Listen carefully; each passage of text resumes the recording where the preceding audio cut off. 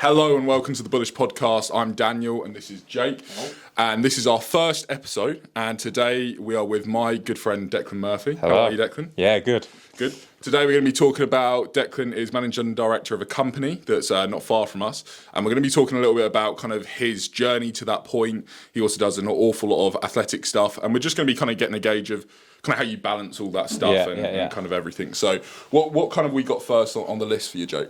How did you end up as a managing director? Managing director. So give us a little background from uni to now. So I left uni 10 years ago actually. So I've been in manufacturing now for 10 years. I started in sales up at a large manufacturer up in Yorkshire. Worked for them for 2 years before then coming down to the company that I'm with now, Burnett's. Always had a sales background. So always been responsible for customers, understanding nuances with customers, and just push my way through that way. So got a load of experience up in Yorkshire, moved down, and that just grew from there really. Became a company director in 2015. So that was, how old was I then? I think I was 25 when I became a company director, which was a young age, especially considering all of my friends around me just didn't have that level of responsibility. Yeah. So that started in 2015, carried on growing the business, and then last year, 2021, stepped into the role as managing director. So, Serious. Yeah. What was it like, especially like you said about being 25, what was it like, especially when everyone around you is kind of or not necessarily on a different path, but they're not quite where you're at in terms of, like you say, responsibility. How did you deal with kind of managing that? I think the thing is you look naturally at weekends. Yeah. Like weekends, I could go to a point on a night out, but know that I'd have to rein it in because I knew Monday morning I had so much responsibility. That was something that other people didn't have. And actually for me, I would say people went out of my life because of that. People that I actually would enjoy spending time with, but knew that if I went down that avenue, then actually I couldn't spend time. I wouldn't be able to function in work week to week. So that was big for me. And was that like a I'm going to do this, I'm going to kind of change my surroundings, or was it just they just kind of phased out? Phased out. I still see them now and again. It's not like they're totally out of my life, but I knew I had to cut it down in order to be able to deliver at work. And for me, work's one of the most important things in my life. So I knew that I had to do that, and it was important. Now, obviously, with the company you used to be at, your old man was the old managing director and you were commercial director. Yeah. Stepping into that role, what was going through your head? I talked about it just not long back about this whole thing of don't think, just do. And I know that's Somebody's watched Top Gun. Yeah. I know it's a phrase that's gone popular because of that. But it is true with me. I've always been that type of character. Instead of wrap myself up on I'm this young, I've not got this experience, it's the first time I'm in the role. I just think to myself, just go with it and see what happens. So don't get me wrong, was I nervous? Yes, I was. Could I have told you what the role was going to be like? No, I couldn't. But actually, no one could have. I could have never been prepared enough. And if you're always waiting to be prepared and have all the answers, then you'll never push yourself on anyway. So I was nervous for it. I was ready for the challenge, and now I've stepped up into it. So yeah, it's been positive. What was the hardest point? I would say the hardest point was you become the centre point for so many people. We employ 90 people now at Burnett's. That's a lot of people, and it's not just business that they want to talk to you about. It could be their personal life. It could be their finances. There's so many avenues that people think you can solve the minute that you've got that title associated with your own name, and that brings a level of pressure that actually I could have never expected. Yeah. So that in itself was a difficult challenge. Yeah. I think also it's natural for me. My own expectation is my biggest challenge. Yeah. My own expectation of myself is far greater than anyone could have of me. So it's me living up to that expectation of me and what I believe I can do. That actually is a constant thing in my head of keep pushing, and that's a daily basis. Into word, doesn't it? It does. What we got next on the agenda? Next one will probably be what's next. What is next? For me right now, look, I'm over a year in now. That year anniversary for me was quite big. We are on a growth. with growth. We've got customers that are growing. It's uncertain times at this moment in time. There's no doubt about it. Globally, what's going on, whether it be Brexit, whether it be COVID, whether it be war in Ukraine, whether it be now energy prices, the list is completely endless. So for me right now, the aim is to stay as managing director of Bennett's, push myself on further, push the company on further, and continue to grow it. There's no other what do you thing think? Obviously, like you said, there is a lot of geopolitical fuckery going on right Correct. now. What do you think, whether it was Ukraine or whether it was Brexit, or obviously Brexit's kind of ongoing still anyway, what do you think was the biggest hit that you noticed, especially to obviously kind of... Well, I would say, for us, COVID has to be the biggest change. Yeah. Naturally, the biggest change. I mean, don't get me wrong, we're a large exporter into Europe, America, China. Yeah. But actually, COVID itself, in them initial moments when it became clear that companies were going to close, people were no longer on the roads, people could no longer get to work. How was all that going to work? Now, I'm thankful is some of the products that we supply go into healthcare. Yeah. So ultimately, we got a critical supply chain letter from the UK government, which meant that we stayed open. So actually, our diversity in customers and our portfolio meant that we were supplying sectors that actually needed to stay open. And that helped us. But was that a big change? Yes, it was. Did it take a lot of work? Could you financially plan? Could you forecast where you were going to be at the end of the year? Absolutely no idea. But typical me, typical Alan, naturally sat down and said to ourselves, right, where are the risks? What do we need to do? Who do we need to speak to? So actually straight away onto the customers. It was that reaction to that event that is something that we're really good at. So actually, we've got our way through. We did see a downturn in sales, but ultimately we're back now, and last year was a record for us. I think the thing is as well, it's nothing that, there is going to be a downside, but it's nothing that isn't unexpected. It's kind of, you're going to roll with the punches. I think as well, and this is talked about a lot, but the mental side of that period was very difficult for people. Like even the fact that we still had work, very, very difficult for people to still come in with the same motivation level, with the same drive, with the same hunger for the place, because they were concerned about their own health. They were concerned about their own family's health. And that was so difficult. And, even I went through that. I found it a difficult period. It's one of the reasons I started doing so much of the fitness stuff, because it was an additional challenge that I knew that I could factor in that time. But, that you can't put a gauge on that. You don't know how that's going to go. Everyone's on edge and kind of like a ticking time. 100%. But what I would say is a positive of the company is during that period, we didn't have staff that said they wanted to stay at home. So we put COVID measures in place. The workplace was a safe environment for everyone. But ultimately, a lot of staff members, if they could have stayed at home, could have come up with a reason to stay at home. They didn't. They wanted to work. They wanted to supply our customers, and that's actually a real good barometer of us as a business. So it shows a very good workplace. Exactly. I was going to say, exactly. That's not a common thing. On that topic, obviously, for forever and a day, there's been talks about 4-day working weeks. Yes. And now people doing the whole three days in, 2 days split at home, whatever. What do you think, especially considering you're the line manager for so many people? Do you think any of them would be feasible and nothing get affected? Do you think, for example, people could work 3 days at home, or 2 days at home, 3 days at work, and it still be just as productive? No, let me rephrase it. Obviously, you've got different areas of our business. So naturally, being a factory-based business, manufacturing, the people on the shop floor need to be there. They need to be there. They need to be near the products. They're making products. They've got to be on site. There's certain indirects, whether you look at technical and sales, you say that actually could work away from the business. But I've always found that the way people collaborate when they're together, you can't match that. Whether it be teams, whether it be this or that, you can't match it. And also, you can't put a price on the fact that somebody could be walking down the workplace and say something that someone else catches on to, that then they naturally engage with and say, no, look, sorry, I was thinking about this, or why don't we look at this? So for me, I certainly have had to take a far more flexible approach to the way that I manage, I would say, which hasn't been as a detriment to the business. But actually, the thought of actually being able saying to people, right, you can do 3 days at home now and do all that. For me, it just isn't. It isn't as good, and I don't embrace that. Yeah. You know, I could do that if I really wanted to. I could do that, but I don't do that because I know it's actually to the detriment of the company. I know it'd go backwards if I did that. Yeah, So, 100%. You know that ultimately, even though it's feasible, it's not really feasible. exactly. It's not getting the best performance out of the business. It's just not. That's I know that for a fact. Yeah. At home, you get comfortable. You do. Home is comfortable. You do. So you lose your drive. You do, and look. If you've got an individual project that you're working on that you can sit and you can just do on your own, and you don't need people, working from home is fine for me. Yeah. It's great. You can do it.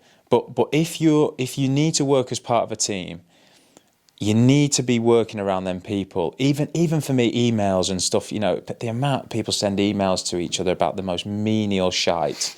I'll be back in 5 minutes. You know, no one cares. No one cares. No one cares. Yeah. But you don't need to do that if you're all together. Do you know? Do you know what I mean? Yeah. I see some emails sometimes. I'm like, just pick up the phone.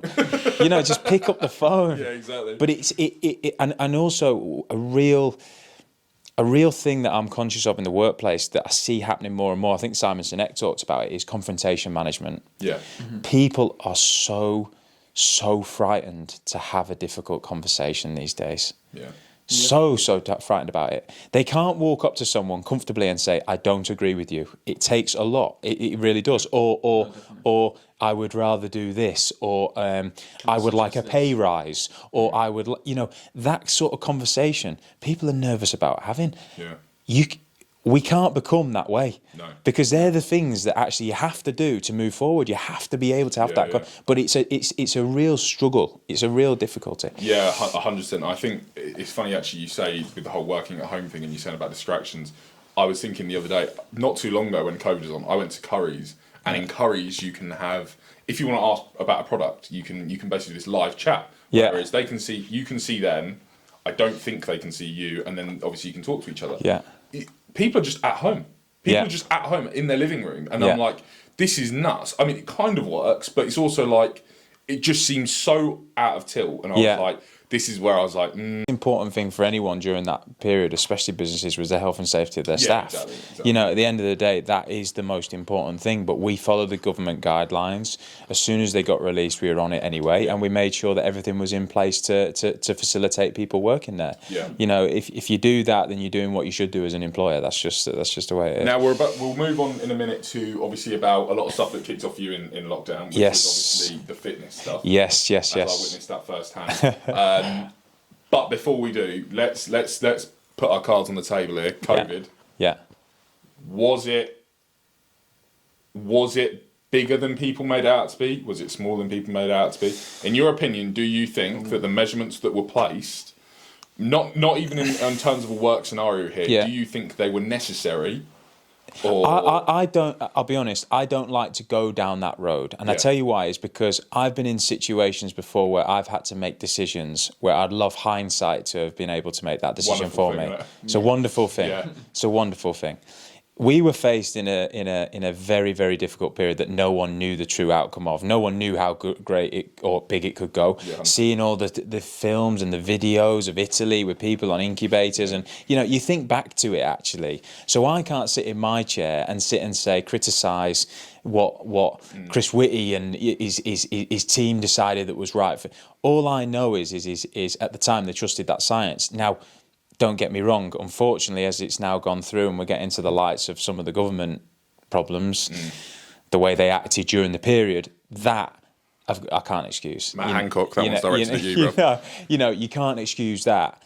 You can't excuse that. There's no excuse for that whatsoever. But actually, for me to sit and go, should they have locked people down? Or me and sit and go, were they too harsh? Were they too lenient? I just can't. I can't do that. It's impossible. And the thing is as well, there's no right or wrong answer. Yeah. It's funny though. I don't know if you've seen it. Matt Hancock went on the Stephen Bartlett podcast. Yeah. Sorry. Yeah. Yeah, and I was so interested to watch it, and I think I watched it straight away. And he actually said, Stephen asked him, he said, if the situation came around again, would you still do it? And he said yes. Because somebody has to do it. Yes. And that is the thing, and that's the thing. It's a duty. It's a duty. You were saying about confrontation. He had to make probably the hardest calls to the nation. Of course he did. And did it. And of course he did. But then, I can sit and think to myself, the way that care homes, people couldn't go into care homes and see their, their elderly parents in some cases, and then for all that to come out with the government after. Yeah. And like I said, when you park that, but the COVID vaccine rollout in the UK was the best there was in Europe. Yeah. It was. That's a fact.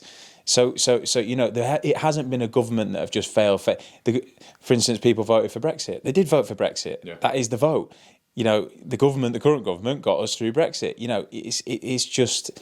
It is what it is. It's just is what it is. It's just very difficult to know what to do all the time, I think. Yeah. Yeah, but the issue is, though, the general public always forget this one key factor, that there is too many factors. Yeah. They think it's... I think there is that... If they say one solution, they always also then forget they're basing it just on their opinion. Yeah. And their situation, more times than not, they're not considering the wider...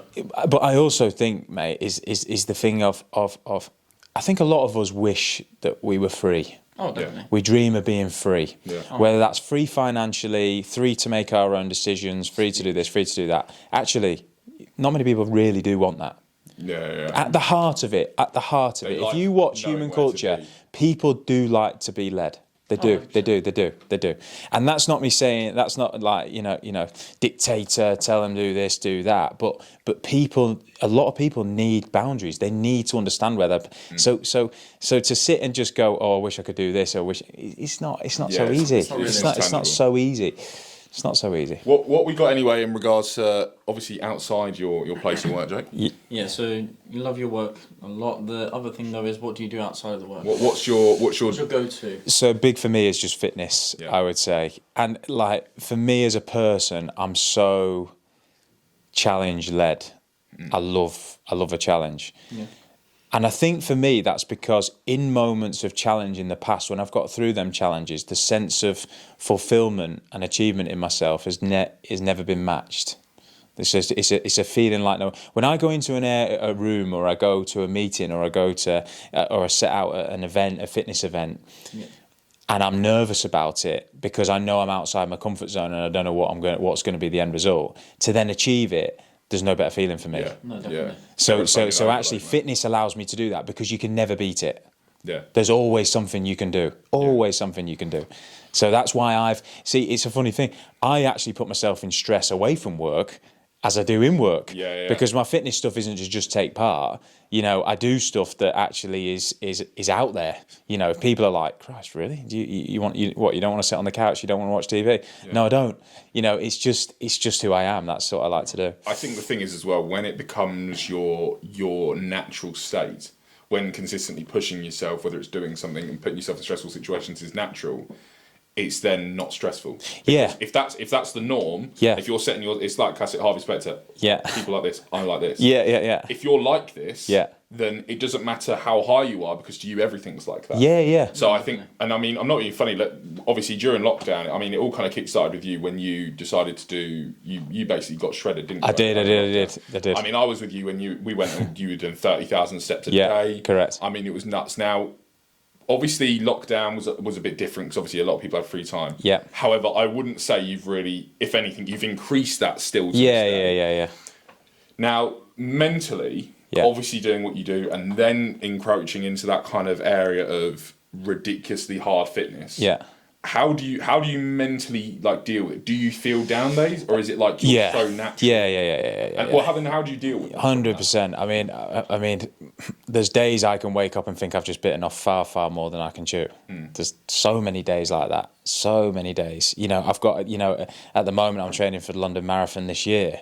And it was only in 2018 I was having hip surgeries, big hip surgeries, and I got told that I'd never be able to run a London Marathon. Last year I ran the first one and did 3 hours 20. Now I want to do a sub 3 hour come October, and I only got signed up for it 2-3 weeks ago. So it's like there's days I can wake up and think to myself, why can't you just put on a pair of shoes and just run and just say you're running because you're running? But that just isn't who I am. But I do have the days where I wish I was that person. Yeah. Especially when the fact is when I was commercial director before.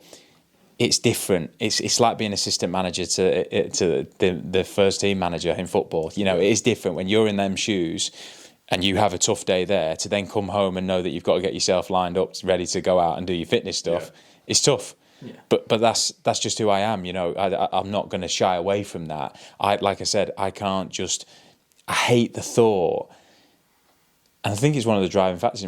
I just hate the thought of being mediocre. Yeah.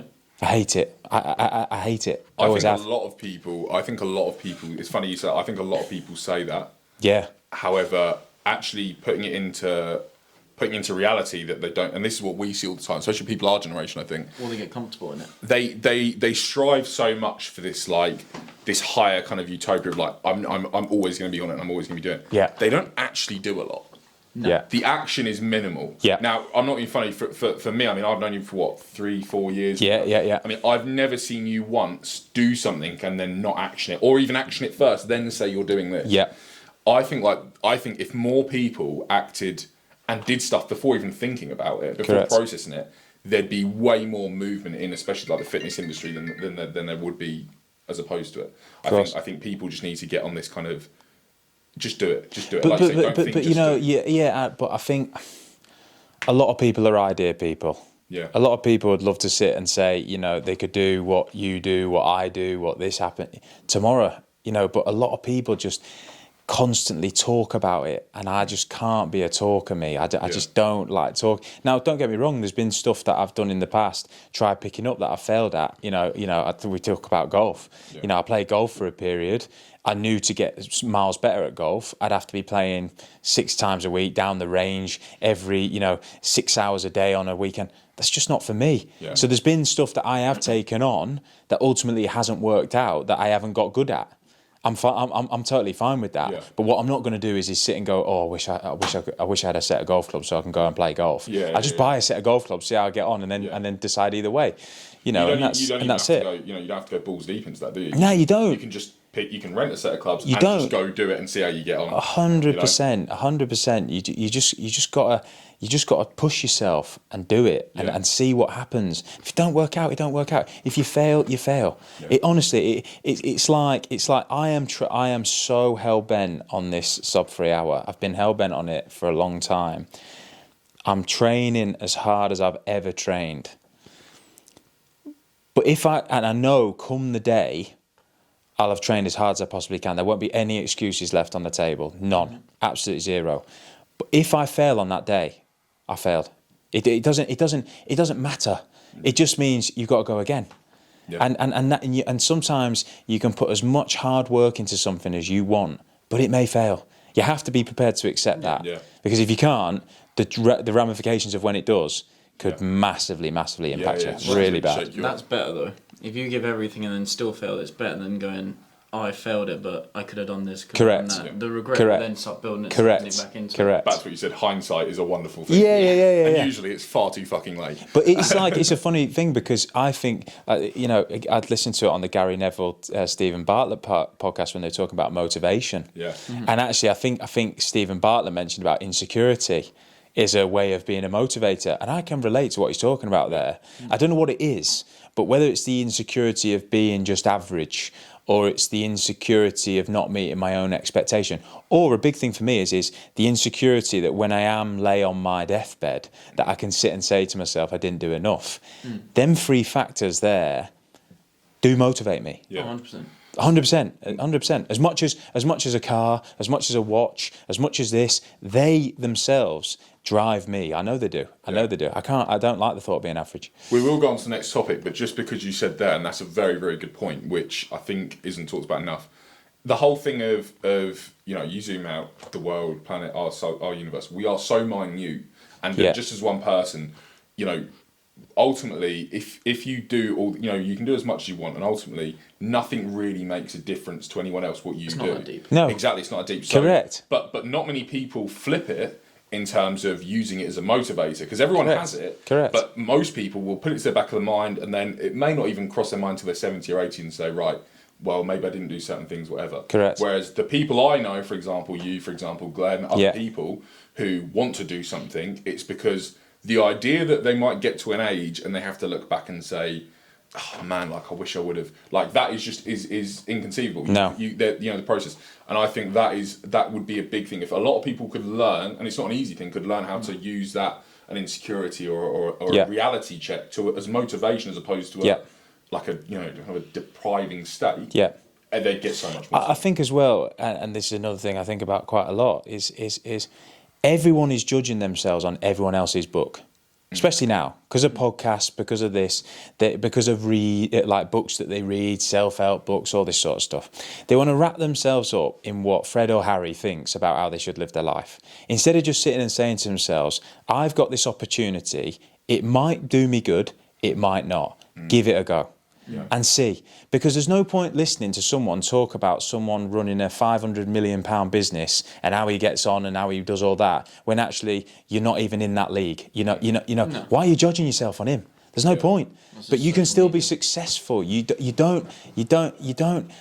Everyone's judging themselves so much on other people. It's the wrong way to go. You've just got to take that out of your head and say, look, I'm going to do this. And actually, I have got my own insecurities. I've got my own things wrong with me, but I don't need to look at that in the mirror and say, "Oh, this is wrong about me. This is wrong about me." Yeah. Everyone's got stuff wrong with them.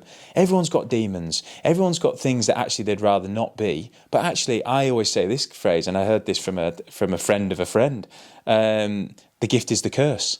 Yeah. The gift is the curse. That phrase is so useful. You can think about a trait that you've got that in certain circumstances really helps you out, but in others it can be a disaster. Yeah. I am so impatient. I actually can't even begin to explain how impatient I am. Now I know in work that allows me to focus, to drive, to push, and also overthink what people need, not sit back and wait for it to come. So there's elements of my impatience that's great, but outside of work, it can be a terrible thing. It can. Let's go on that then. Impatience. How does that negatively affect? Like, how do you feel like that? If it's one of your things that you think, that's a very for a trait, that's a very stand point. I think for me it's just the rushing around all the time. I think it's like 100 miles an hour. If I can think, even if I'm in a car, I don't drive quick, but I don't drive particularly quick. But if I'm at the speed limit and there's someone in front of me who's doing 20, my natural thing of being impatient, it'll just start to fester with me. It's little things. Yeah. That ain't great. Yeah. And I sit and say this as well, is I'm not the best at being content. I'm not the best at being content. Is it good to be content? I don't think it is. No.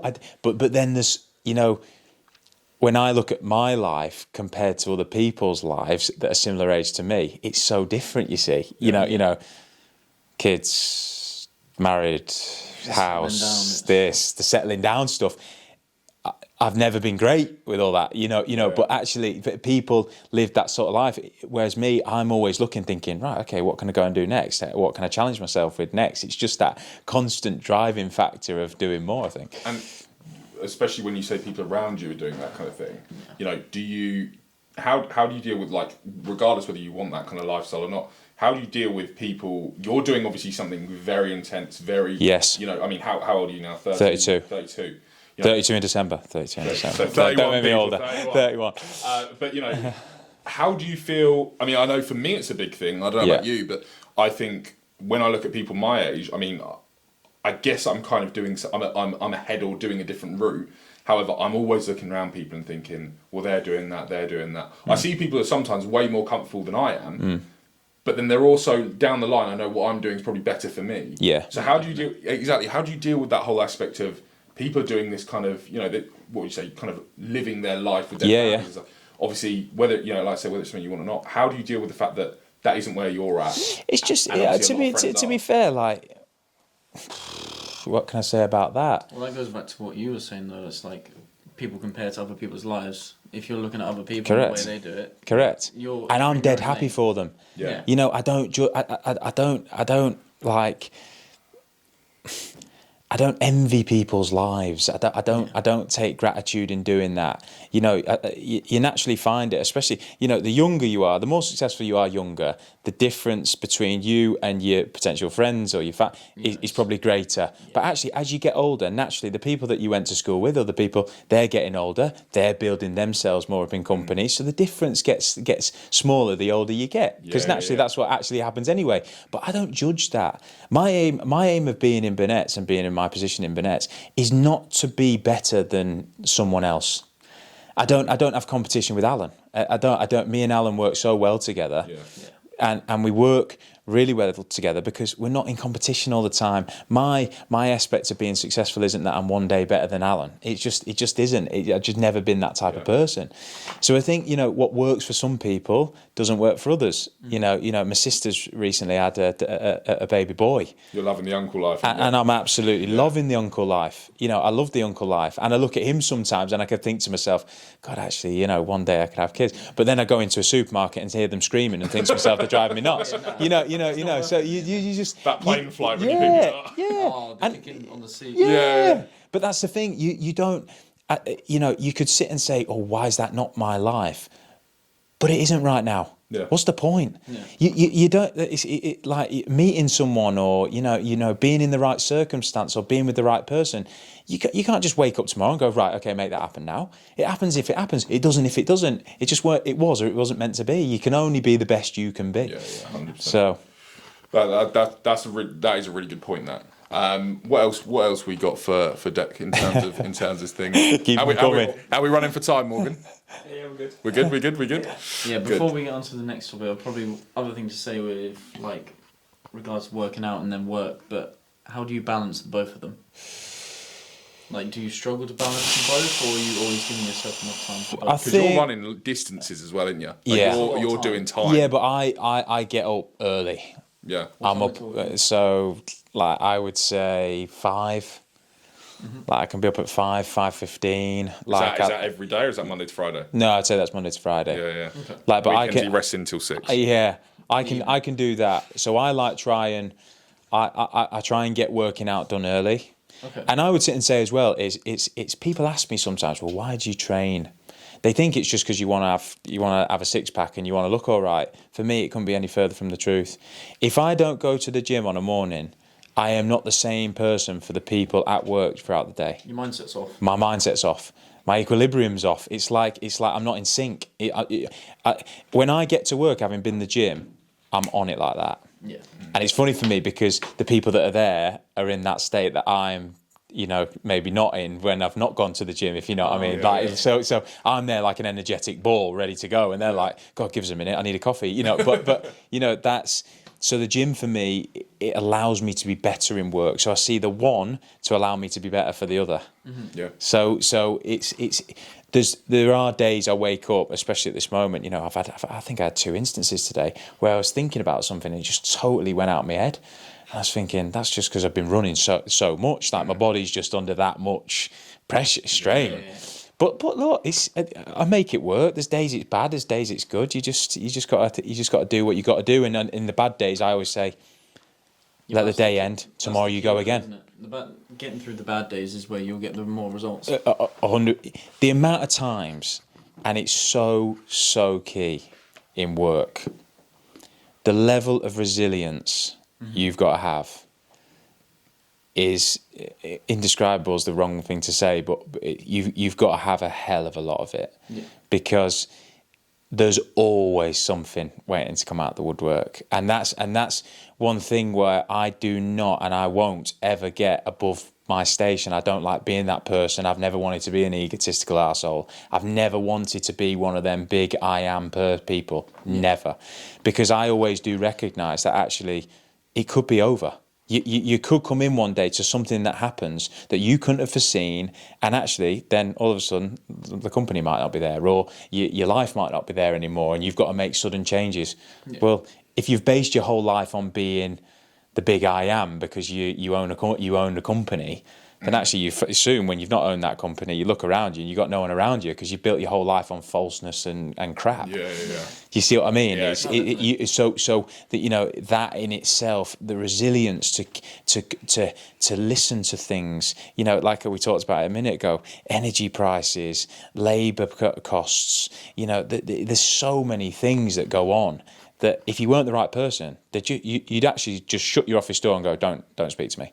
Yeah. But you can't do that. You can't do that. So, it's one definitely the gym helps me, I would say, more with work than it hinders me. Yeah. Perfect. The last one really is more down on the basis of like advice. Like, is there anything you would have done differently? See, I'm going to say now.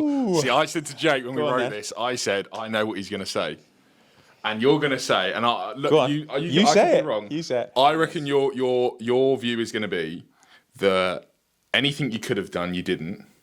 I reckon you've done everything at the time that felt right, and Yes. everything you've done, and you don't feel like you don't regret anything you've done. Correct. I feel like, especially when I've seen you in the past through great times and bad times, because Yeah. I've seen them all. Yeah. I think anything you've done, you've dealt with at that time, Yes. which felt appropriate. Yes. And I think ultimately your logic is, it's a big equation and you're the end product of that equation. And Yeah. you think anything that was supposed to be in there was supposed to be in there. Yeah, definitely. So I think I said to him, I was like, let's not even put that. But he was like, no, we should put that. And Yeah. I was like, yeah, but I reckon I think you're happy with whatever's put you to the position where you are now. Yeah, definitely, So, definitely. I think would I change anything? No, I don't think I would. Everything's been a great lesson, I would say, in some way or another. Both outside of work, inside of work. Things that I thought at the time were the worst thing ever, actually ended up giving me a lesson that I never probably anticipated. It's fantastic, you know what I mean. So could I? I'm sure there's been moments I could have made other decisions, maybe to what I did, but I don't regret that because I just think that's being a human being. You can only deal with what's in front of you at this moment in time, and that's. Now this wasn't a noted question, but I do want to know Good. what is your worst decision? What is your not necessarily something you regret doing, but what do you think worst if you would have gone the other way? What is it? Because I don't even know this. I actually can't tell you. What's my worst decision? What is my worst decision?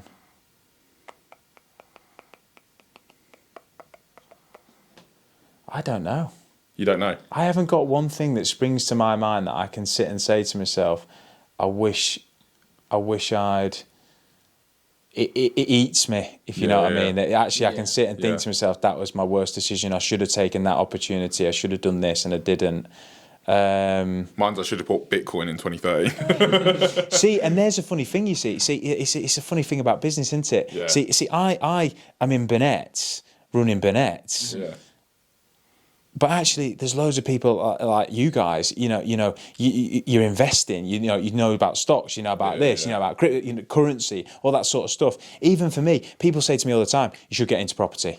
It's classic in business, isn't it? You're at the top of business. Get into property. Everyone says it. I've never done it. Yeah. I've never done it. It doesn't really do anything for me. But there's loads of other business people that if they were listening to this, trying to get some sort of, they'd sit and go, Christ almighty, he's not into property. He should be in property. Going behind it. This guy's a wanker. Why isn't he in property? Do you know what I mean? It is. Doesn't know what he's doing. Yeah. It's just that classic. Yeah. But I can't think of a decision that I've done that I thought that was the worst decision. I think I've had moments where I've not been as clinical. Yeah. And I won't go into detail, but I've not been as clinical as I should have been. Yeah. And probably now I'm even more clinical than I've ever been before. Yeah. That times have just gone on and on and on. Yeah. I've let things drift. Yet again, to not have them difficult conversations and almost not being sure in my mind of what to do, but actually in not making a decision and letting it go on and on and on, actually I ended up upsetting people, upsetting myself, and it makes it worse. Yeah. So we're all guilty of that. There's times that's been the case, but yeah. Now let's go. Let's wrap it up. And I got the big one there. Okay, good. You're 22. You're 32 even. I wish I was 22. Yeah, we're turning 22. All of us in this room. Now imagine the current situation. Obviously, imagine now you're 10 years younger. You're in our position. Yes. Now it doesn't matter within business, whatever. What would you be? What would you say is if I was 22, this is what I'd do. I would say In the current I would say you've got to experience life as much as possible at 22. As much as possible. And that doesn't mean me sitting and go out and buy the most expensive car you can buy. That doesn't mean sit and buy the most expensive watch you can buy. It's nothing materialistic. It's if you get opportunities to go and do things that even if you know in your mind you're being a bitch and you're talking yourself out of it, force yourself to go and do it.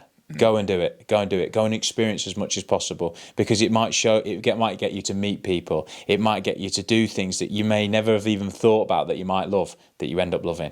You should do that as much as possible. I grew up when I was younger and I was materialistic as they come. You know, work for me was about being able to wear expensive suits and do all that sort of stuff. Things happen in life during my 20s that changed that for me. I still like nice things, as does anyone, but actually the bigger picture is far greater than that now for me.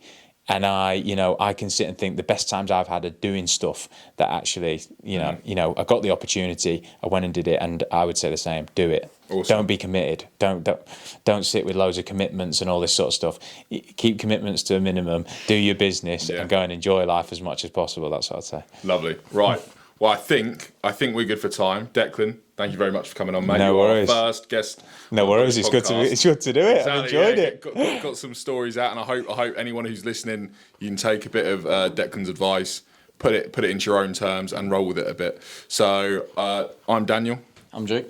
And this is the Bullish podcast. Please like, subscribe. We're also on TikTok and Instagram, so if you could drop us follows on there, we will be clipping some of these and putting it on. So yeah, if you like the episode, leave a comment, and we'll see you on the next one.